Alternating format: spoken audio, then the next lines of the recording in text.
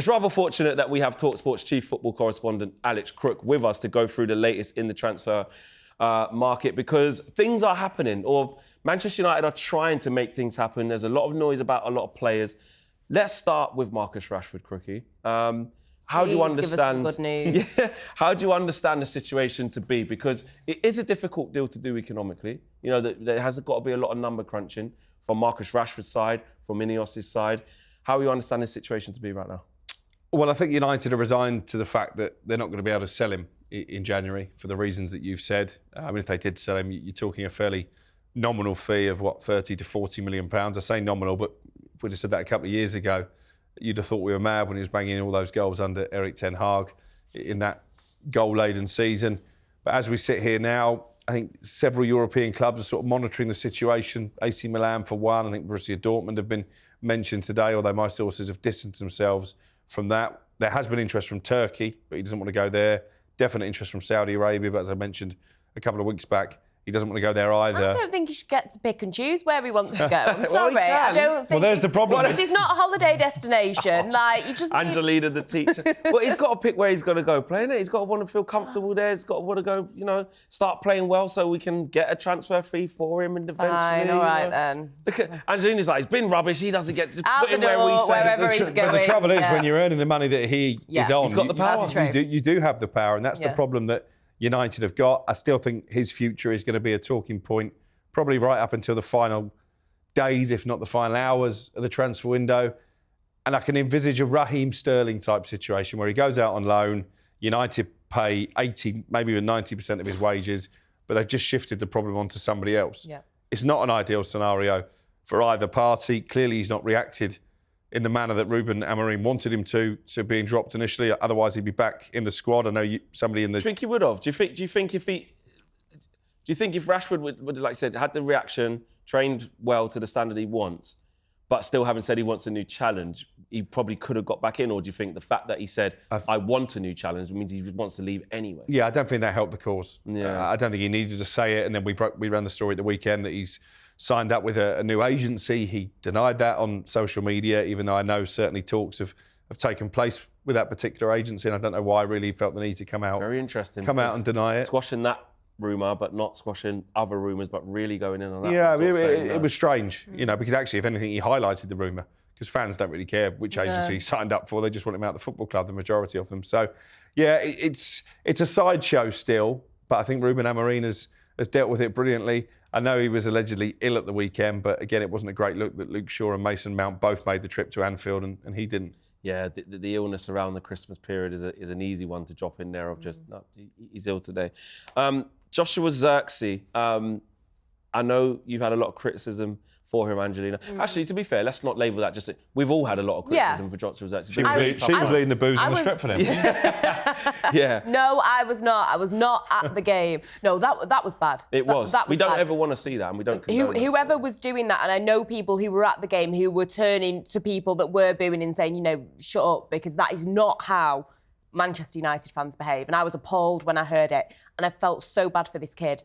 I was rooting for him at the beginning. I really was positive about him, but the bottom line, and I think it was, I don't know after what game, I think Crookie and I were both kind of the same opinion of, maybe he does need to be moved on. But actually, we're talking about we want to see players who are hungry to be here, want to commit to the cause. At the first sign of adversity, he's basically saying, no, I want to stay and fight. I believe in myself and I want to be here.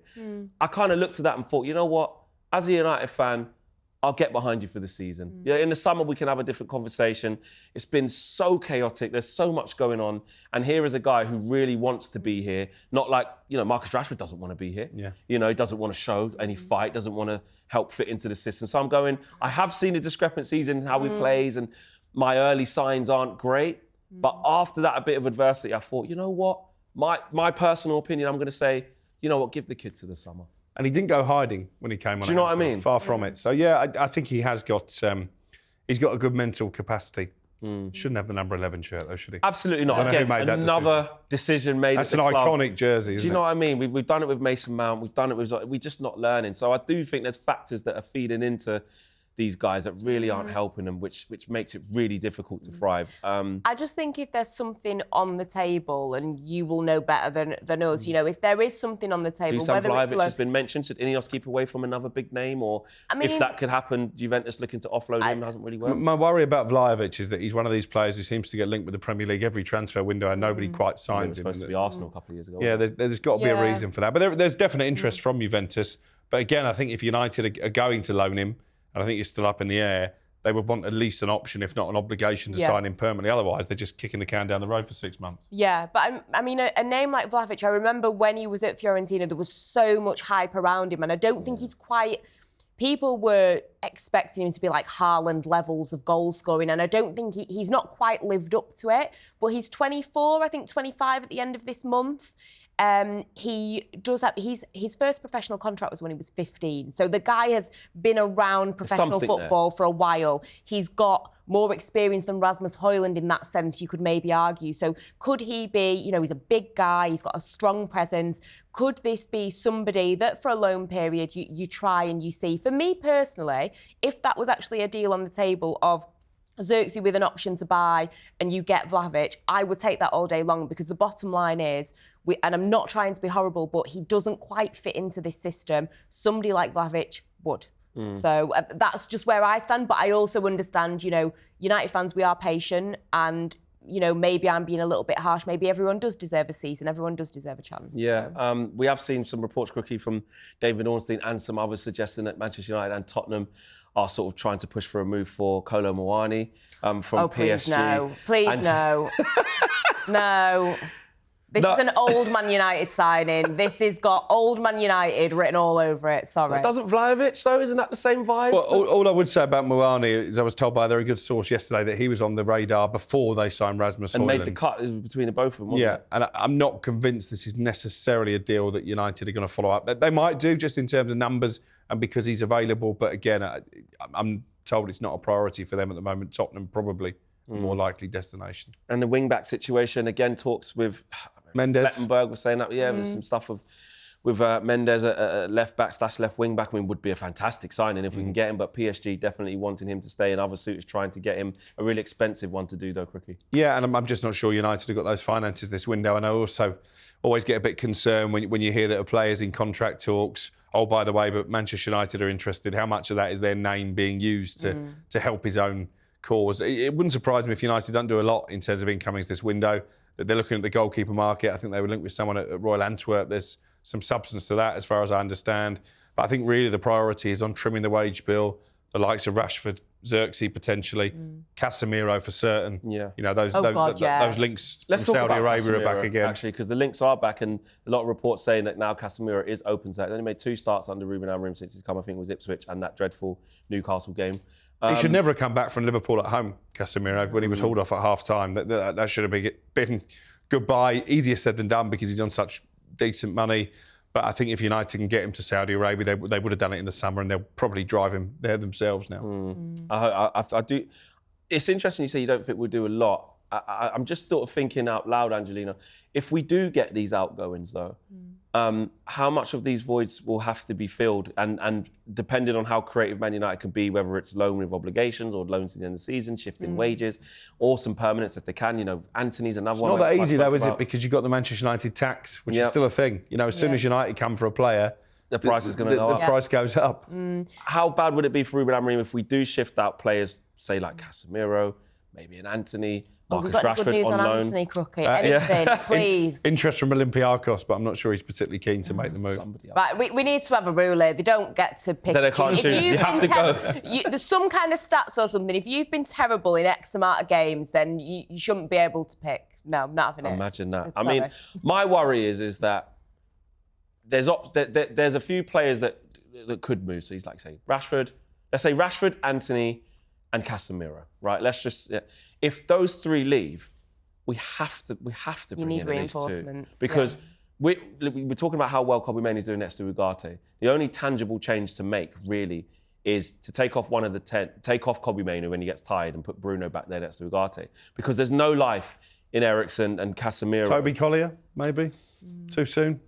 Potentially, I don't get the feeling he's ready. Harry Amas seems to have disappeared, doesn't he? Exactly, there was talks about him going on loan to Leicester, maybe not so, but he's still available for loan. So it doesn't feel like there's imminent youngsters ready to step in. So if there are some outgoings, I just really, really feel like there must be some incomings to help Ruben Amorim with this system, with what he's... I can't see these guys leaving with no incomings. Yeah. Because we're making us even worse. Because we're just light on bodies then, aren't we? And lastly, Harry Maguire's had his extension triggered really quickly on that one, Crookie. Found his best form? Or found some good form? Yeah, I thought if you take the miss aside, he was excellent at Liverpool. And obviously it was interesting to hear Ruben Amorim using that phrase, we're starving for leaders, which is not much of an endorsement on the rest of the squad. But I think Harry Maguire is someone who steps up. I don't think he's the best defender that Manchester United have ever seen, far from it. But he's someone who's got himself up off the canvas. It looked like he was going to go West Ham, didn't it, a couple of years ago. Stayed and ended up playing quite a lot of football that season. Again, you wonder, would they trigger the extension or let him go on a free transfer at the end of the season? They've clearly seen enough, Amorim and his coaching staff, to keep him around. So, yeah, I don't think it's a terrible move. I think long term you've got to move away from Harry Maguire. But we said it when we were doing the show about, stay or send away, and I think we all pretty much agreed with keep Maguire, didn't we? Yeah. Makes sense to me for your squad depth. He's better age-wise than a Johnny Evans, and he's better talent-wise than a Victor Lindelof. He's a little bit like when you look at Matthijs de Ligt. I know he's been getting a bit of criticism, but these are players for me that are they going to win you a Premier League title? Probably not. But are these the players that can just keep us ticking along and because of their experience and just get us to that next level? And then when we're ready to truly be competing, we can kind of move on. Well, an awful lot for us to do in the summer, of course, but definitely in the January transfer window. It's going to be busy one way or another. What we can do, exactly. Definitely things happening.